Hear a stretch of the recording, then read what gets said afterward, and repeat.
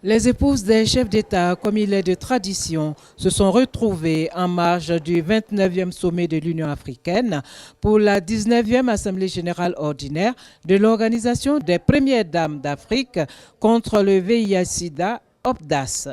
Pendant 48 heures, les premières dames d'Afrique ont mené la réflexion autour du thème « S'appuyer sur 15 ans d'engagement pour exploiter le dividende démographique de l'Afrique en faisant la promotion des besoins des adolescents et de leur accès à des services de santé adaptés aux jeunes ». Les premières dames d'Afrique ont ainsi planché sur la problématique de l'accès des adolescents à l'information et aux services de santé sexuelle et reproductive, ainsi que leur implication dans la facilitation des investissements du secteur privé dans le domaine de la santé. Sur ce dernier point, Mme Dominique Ouattara, première dame de Côte d'Ivoire, a fait une importante communication. Pour elle, il s'agit de faire la promotion des investissements privés et d'aboutir à la mise en place de politiques et de stratégies basées sur un partenariat public-privé en vue de lutter efficacement contre le VIH-Sida. Mesdames et messieurs, comme vous le savez, nos pays respectifs consentent depuis plusieurs années de nombreux efforts en faveur de la santé des populations et particulièrement en ce qui concerne l'élimination du VIH-Sida. Pour sa part, l'ONU-SIDA a lancé l'objectif 90-90-90 pour l'éradication du VIH-Sida d'ici à 2020. Toutefois, cette problématique du VIH-Sida dans nos pays est si complexe qu'il est impératif de rechercher de nouvelles ressources pour atteindre cet objectif.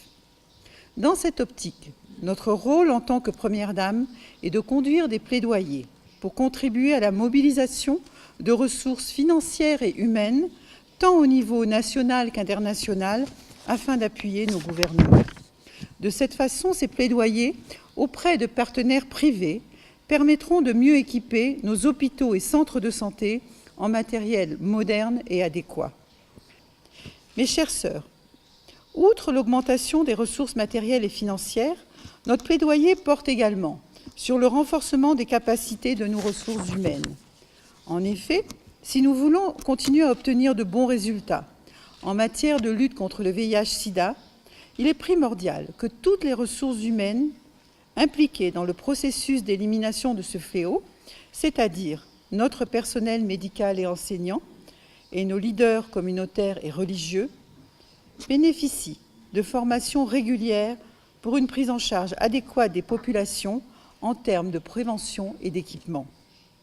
La première dame de Côte d'Ivoire, ambassadeur spéciale de l'ONU-SIDA pour l'élimination de la transmission mère-enfant du VIH et pour la promotion du traitement pédiatrique, a plaidé par ailleurs pour un traitement adapté aux enfants.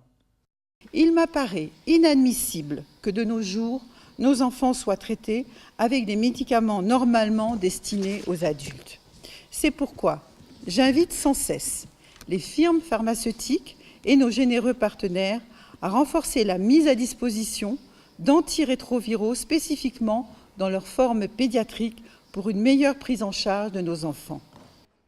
La première dame du Tchad, Inda Déby, qui présidait cette plénière, a réaffirmé l'engagement des épouses des chefs d'État à tirer le meilleur profit du dividende démographique. Notons que la première dame d'Éthiopie, Mme Roman Tesfaye, a été élue pour un mandat de 2 ans à la tête de l'OPDAS.